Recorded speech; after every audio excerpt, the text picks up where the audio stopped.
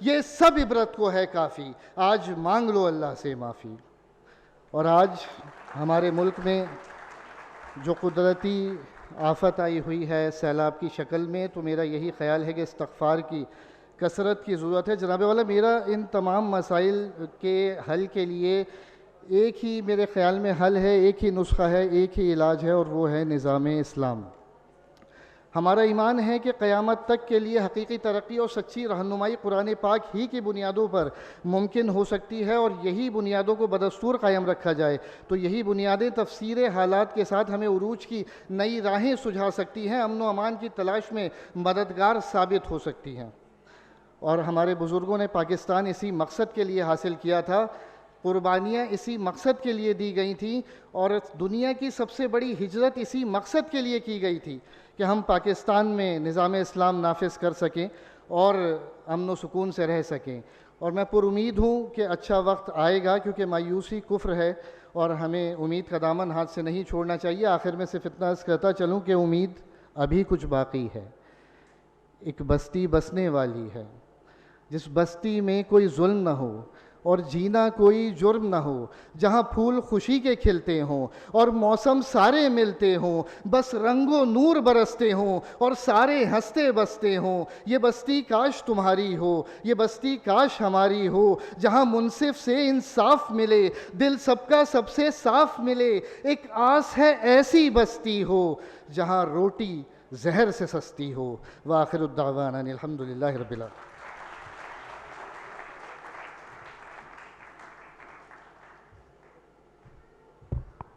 بہت شکریہ اسامہ جہانگیری، اور اب میں دعوت دوں گی، ہمارے لیے اعزاز ہے کہ ہمارے فورم سے یہ ڈاکٹر بنی اور انہوں نے کنگ ایڈورڈ میڈیکل کالج سے MBBS کیا، اور اس کے بعد انہوں نے جو ہے وہ بطور medical officer Shalimar medical and dental college میں درس و تدریس کے فرائض انجام دیے۔ انہوں نے بہت کامیابی سے اپنا پروفیشنل سفر طے کیا ہے۔ ان کا کہنا یہ ہے کہ میں آنکھوں سے صرف دیکھنا نہیں چاہتی، اپنے مریضوں کی آنکھوں سے صرف دیکھنا نہیں چاہتی، بلکہ میں زندگی میں دور تک ان کو دیکھنا چاہتی ہوں کہ یہ دور تک جائیں، اور جتنا زندگی مجھے آزماتی ہے میں اس سے زیادہ اسے پرکھنا چاہتی ہوں۔ میں دعوت دوں گی ڈاکٹر ایمن منصور کو، جو کہ لاہور سے ہماری پارٹیسپینٹ رہیں لیکن اب یہ کراچی میں ہے۔ آپ سب کی بھرپور تالیوں میں ڈاکٹر ایمن منصور۔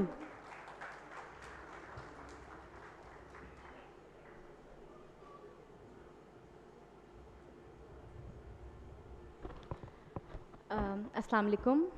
السلام علیکم میڈم، السلام علیکم غازی صاحب، السلام علیکم پیارے بچوں کی بس ہو گئی ہوگی، تھکاوٹ ہو گئی ہوگی۔ جب بھی ہم بچپن میں اس طرح کا ایونٹ اٹینڈ کرتے تھے نا، تو 3 بجے کے بعد دل کرتا تھا اب ریپ اپ ہونا شروع ہو اور گھر جائیں، لیکن یہ بات کا احساس اب ہوتا ہے کہ بہت ساری چیزیں جو ہم اپنی نہیں بھی سننا چاہ رہے ہوتے لیکن وہ ہمارے سامنے مسلسل بولی جاتی ہیں، ریپیٹیٹیو چیزیں ہوتی ہیں، اس کا کہیں نہ کہیں ہمارے سب کانشیس پر اثر ہوتا ہے، یعنی وہ چیزیں ہمارے اندر محفوظ ہو جاتی ہیں۔ ایک 2-3 ماہ کا بچہ ہے، اس کی امی اس سے یہ بتا رہی ہوتی ہیں سوتے ہوئے کہ بیٹا، میرا بیٹا پیاری باتیں کرتا ہے، میرا بیٹا کتنا اچھا بولتا ہے۔ یہ بچہ بڑے ہو کر نا بہت خوش مزاج، میٹھا بولنے والا بنتا ہے، کیونکہ بچپن سے، بلکہ ماں کے پیٹ سے بچے کے سامنے جو مکالمہ کیا جائے اس کا اثر کہیں نہ کہیں ہوتا ہے۔ اور آپ لوگ تو پھر جیتے جاگتے ماشاءاللہ صحت مند اور ایکٹیو بچے میرے سامنے بیٹھے ہیں۔ آپ سے آج جو بھی باتیں کی جائیں گی، ابھی تک جو بھی کی گئی ہیں، زندگی کے کسی نہ کسی موڑ پر، کسی نہ کسی مقام پر یہ آپ کے کام ضرور آئیں گی۔ آپ جب بھی کوئی عمل شروع کرتے ہیں نا، تو اس کا فائدہ کبھی بھی اسی وقت نہیں ہوتا، لیکن زندگی کے کسی ایک پوائنٹ پر اگر آپ وہ عمل نہیں کرتے نا، تو آپ کو یاد آتا ہے کہ کاش آپ نے اس کو اپنے زندگی کا حصہ بنا لیا ہوتا۔ جیسے بطور ڈاکٹر اگر میں ہر دفعہ ایک مریض کے آنے کے بعد اس کا بلڈ پریشر چیک نہیں کروں گی، تو ہو سکتا ہے 1 2 4 5 سال تک کوئی فرق نہ پڑے، لیکن 10 سال کے بعد میرے پاس ایک مریض آئے گا جس کا بلڈ پریشر 70 اور 50 ہوگا، اور اگر میں نے اس وقت اس کا بلڈ پریشر نہ چیک کیا ہوتا تو شاید وہ زندگی کی بازی ہار جاتا تھوڑی دیر بعد۔ تو کچھ چیزیں ہماری زندگی کا حصہ بنیں گی، تبھی ہمیں ان سے کوئی نہ کوئی فائدہ حاصل ہوگا۔ آج ہمارے پاس ایک موضوع ہے، یہ ملک ہمارا ہے، کیا ہم نے اسے سنوارا ہے؟ تو جیسے پہلے نعمان صاحب نے بات کی کہ کیا یہ ملک ہمارا ہے، ہم اپنا وطن نا اپنے گھر کی مانند ہوتا ہے. جب ایک مڈل کلاس آدمی گھر بناتا ہے نا تو پوری زندگی کی جمع پونجی اس گھر میں لگا دیتا ہے, اور اس کے بعد نا وہ ایک ریڑھی والے کو بھی اپنے گھر کے پاس نہیں کھڑا ہونے دیتا کہ میرے گھر کا ماحول خراب ہوگا, یہاں پہ کسٹمرز آئیں گے. یعنی آپ ایک ریزیڈینشیل ایریا جہاں آپ نے گھر بنایا ہے اس کی اس حد تک حفاظت کر رہے ہیں کہ آپ اس کے قریب سے کمرشلائزیشن نہیں گزرتے دیکھنا چاہتے. لیکن آپ نے اپنے وطن کا یہ حال کیا ہے کہ آج جو سب سے بڑا سمندر ہے اس کے اندر آپ کچرا دیکھیں, زیادہ دور نہ جائیں, یہی بیچ لگژری جہاں ہم کھڑے ہیں اس کے ارد گرد دیکھ لیں, آپ اپنا ساحل دیکھیں. ہمیں یعنی جو بھی نعمت دی جائے گی ہم اس کے ساتھ یہ سلوک کریں گے. یہ ہے ہماری حیثیت بطور قوم. ہمیں آزادی ہمارے بزرگوں نے دے دی, ہمیں لگا کہ یہ تو پلیٹ میں مل گئی ہے اور اس کا جیسے مرضی استعمال کریں. سو ہمارے لیے آزادی یہ ہے کہ ہم ہر عمل میں آزاد ہوں, کوئی احتساب نہ ہو ہمارا, کوئی پوچھا نہ جائے ہم سے. 14 اگست آتی ہے اور میں دیکھتی ہوں کہ لڑکے سائلنسر اتار کے بائک چلا رہے ہیں. یہ کہاں سے کانسیپٹ آیا ہے؟ یہ کانسیپٹ یہاں سے آیا ہے کہ اب میں آزاد ہوں اور کوئی مجھے کچھ کہہ کے تو دکھائے. آخر یہ آزادی کی ڈیفینیشن کس نے دی ہے ہمیں؟ آزادی بالکل رشتوں کی طرح ہے, گیو اینڈ ٹیک کے ساتھ. یا یہاں پر جو والدین موجود ہیں وہ بات سمجھ سکتے ہیں کہ جیسے ایک کمیٹی ڈالی جاتی ہے نا تو آپ تھوڑا تھوڑا حصہ کنٹریبیوٹ کرتے ہیں اور آپ کو پھل ملتا ہے. آزادی بھی اسی طرح سے ہے, آپ عمل دیں گے تبھی یہ وطن آپ کو کچھ لوٹائے گا. آپ نے اس وطن میں ایسا کیا ڈالا ہے جس کے بعد آپ اس سے کوئی بھی آؤٹ پٹ کی توقع رکھتے ہیں؟ دراصل میرا یہ ماننا ہے کہ آزادی جو ہے نا اس کا جو ہم نے اس کو فار گرانٹیڈ لیا ہے, اس کی بہت سی وجوہات ہیں, انفرادی, سماجی, اور اس کے بعد ایک معاشرہ جب ایک قوم بنائے گا اس کے بعد جو ساری یہ چین ہم فالو کریں گے نا, تو انفرادیت پہ جب ہم آتے ہیں تو مجھے لگتا ہے کہ جتنی بھی ہوپ یہاں دی گئی ہے میں اس سے اتنا اتفاق نہیں کرتی. مجھے لگتا ہے کہ ہمارے ہاں تربیت کا شدید فقدان پیدا ہو چکا ہے. یہ ایک پلیٹ فارم ضرور ہے جہاں پیرنٹس اپنے بچوں کو لا رہے ہیں اور وہ کوشش کرتے ہیں وہ کچھ سیکھیں, لیکن ایسے یہاں پر کتنے ایسے پلیٹ فارمز ہیں جو رنگ و نسل کی تفریق کے بغیر, عمر کی تفریق کے بغیر, جو بچوں کو مال و زر کی تفریق کے بغیر قبول کرتے ہوں. آپ کسی بھی کلب کو جوائن کرنا چاہتے ہیں فار اینی ہیلدی ایکٹیویٹی, وہ سب سے پہلے یہ دیکھتے ہیں کہ آپ کے پیچھے کتنا بینک بیلنس ہے, کہ آپ اس کلب میں اس ہیلدی ایکٹیویٹی کے مجاز ہیں یا نہیں ہیں.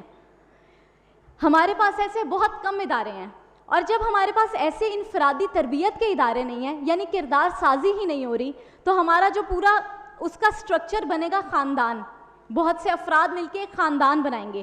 ہمارا خمیر نا ویسٹرن نہیں ہے, ہم الگ الگ زندگی نہیں گزار سکتے, ہم رہ رہے ہیں as a bunch of people جو ایک خاندان کی صورت میں ہے. اب یہ جو خاندان ہے نا, یہ کبھی ہوتا تھا کہ ایک کلاس یا دوسری کلاس کے فرق کو ایک خاندانی میٹنگ میں یا خاندانی ملاپ میں لایا نہیں جاتا تھا. اب ایسا ہوتا ہے کہ ایک بچہ جو ہے نا جس کے اندر بہت پوٹینشیل ہے ملک کے لیے کچھ کرنے کا, وہ کسی امیر رشتہ دار کے کسی طنز کے بعد مال و زر کی ہوس میں لگ جائے گا کہ میں نے اس کو غلط پروف کرنا ہے. اور یہ کوئی ایک واقعہ نہیں ہے, ایسی بہت سی کامیابی ہیں, لوگ بہت بہت کامیاب ہوتے ہیں اور وہ کہتے ہیں کہ میرے پیچھے یہ سٹرگل ہے. بات یہ ہے کہ بچے سٹرگل تو کر لیتے ہیں, لیکن اس کا اینڈ یہ ہوتا ہے کہ وہ مال و زر کما لیتے ہیں, لیکن ان کے پیچھے مقصد نہیں ہوتا. خواہشیں پوری ہو جاتی ہیں, مقاصد کوئی نہیں ہے. ہمارے ہاں بہت کامیاب لوگ ہیں, بہت امیر لوگ ہیں کہہ لیں آپ. ہمارے ہاں حکیم محمد سعید صرف ایک ہی تھے. کیا وجہ ہے اس کی؟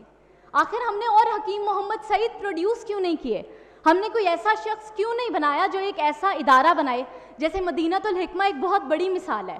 میں آج سے 6 سال پہلے آئی, میں نے مدینۃ الحکمہ وزٹ کیا, اور میں آپ کو بتا نہیں سکتی کہ لاہور میں ایک بھی ایسی جگہ نہیں ہے جہاں بچوں کو اتنی اچھی تعلیم دی جائے, جہاں بچوں کو بغیر پیچھے سے ان کے ماں باپ کے بیک گراؤنڈ کے قبول کیا جائے.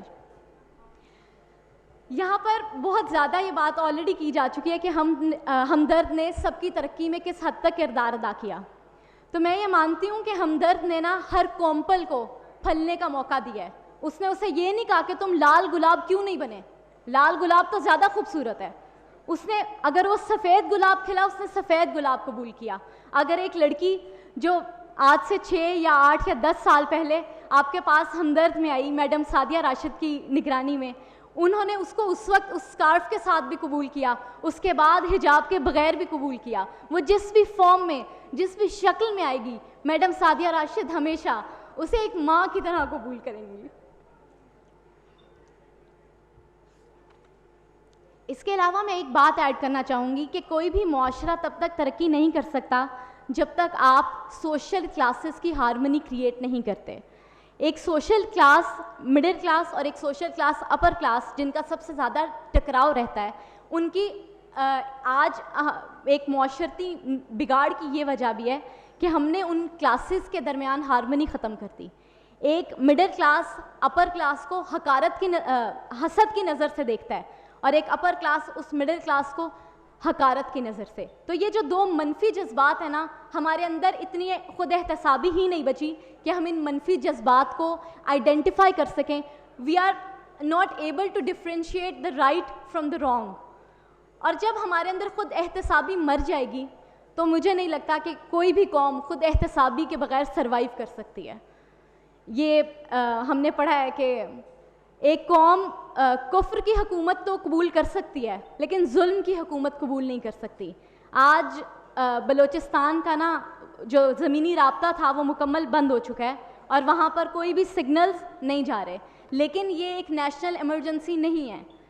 ہمارے سرکار جو ہیں ان کی اور پرائیورٹیز ہیں, ہمارے سیاستدانوں کی اور پرائیورٹیز ہیں. بچوں, اگر آج آپ ان سیلاب زدگان کو دیکھ کر اپنے دل کے اندر ایک وہ تھر تھری نہیں محسوس کرتے, اور اگر آپ کو یہ نہیں لگتا نا کہ کوئی بہت بڑا مسئلہ ہو گیا اور یہ ہمارے ساتھ بھی ہو سکتا ہے, تو مجھے لگتا ہے کہ ہمارے پاس کوئی ایسی امید نہیں ہے کہ جس کے بعد ہم کہہ سکیں کہ یہ ملک ہم سنوار سکتے ہیں.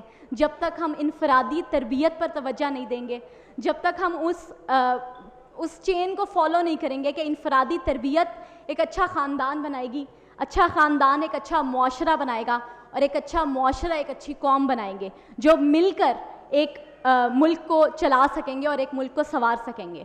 اور میں آخر میں جانتی ہوں کہ میرے پاس وقت کم ہے, لیکن بس آخر میں چند الفاظ کہنا چاہوں گی کہ وفا کے خوگر وفا کریں گے یہ طے ہوا تھا, وطن کی خاطر جیے مریں گے یہ طے ہوا تھا, بوقت ہجرت قدم اٹھیں گے جو سوئے منزل تو بیچ رستے میں دم نہ لیں گے یہ طے ہوا تھا, تمام دیرینہ نسبتوں سے گریز کر کے نئے وطن کو وطن کہیں گے یہ طے ہوا تھا, بغیر تخصیص پست و بالا کے ہر مقام میں دیے مساوات کے جلیں گے یہ طے ہوا تھا, کسی بھی الجھن میں راہبروں کی رضا سے پہلے عوام سے اذن عام لیں گے یہ طے ہوا تھا, تمام حل طلب مسائل کو حل کریں گے جو طے نہیں ہے وہ طے کریں گے یہ طے ہوا تھا.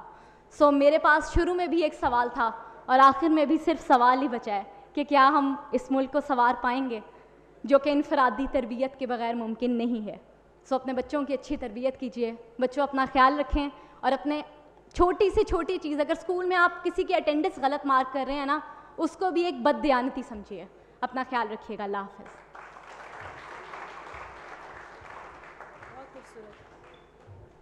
بہت اچھی باتیں کی اور بہت دل کو چھو لینے والا آخری جو انہوں نے قطعہ پڑھا کہ جو کچھ طے ہوا تھا کہ ہم نے اس کے مصداق عمل کیا. بہرحال وقت کی قلت ہے, اب میں دعوت دوں گی ہمارے بہت ہی خوبصورت مہمان ہیں اس وقت جنہوں نے ہمدرد پبلک اسکول سے میٹرک کیا, اس کے بعد آدم جی سائنس کالج سے انہوں نے انٹرمیڈیٹ کیا, ڈاؤں میڈیکل کالج سے انہوں نے MBBS کیا, جے پی ایم سی جو کہ جنا پوسٹ میڈیکل کالج ہے وہاں انہوں نے ہاؤس جاب کی, جے پی ایم سی میں ہی انہوں نے ہاؤس جاب کرتے ہوئے CSS کا امتحان دیا, کامیابی حاصل کی, ڈپٹی اکاؤنٹنٹ جنرل سندھ کے طور پہ اس وقت کام کر رہے ہیں. اور ہمارا بہت یہ خوش قسمتی ہمارے درمیان موجود ہیں. میں ملی نغمے کے لیے دعوت دوں گی ڈاکٹر بابر خان کو, اور وہ اپنے تاثرات کا اظہار بھی کریں. آپ سب کی بھرپور تالیوں میں.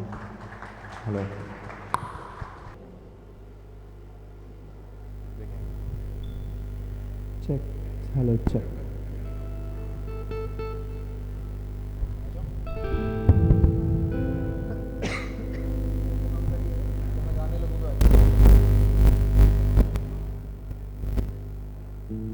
السلام علیکم میڈم, السلام علیکم قاضی صلاح الدین صاحب. اتنے زیادہ تھاٹ پرووکنگ آئیڈیاز اور کانورسیشن سننے کے بعد میرا خیال ہے کہ ہر وہ بات جو مجھے کہنی تھی وہ کہی جا چکی ہے. تو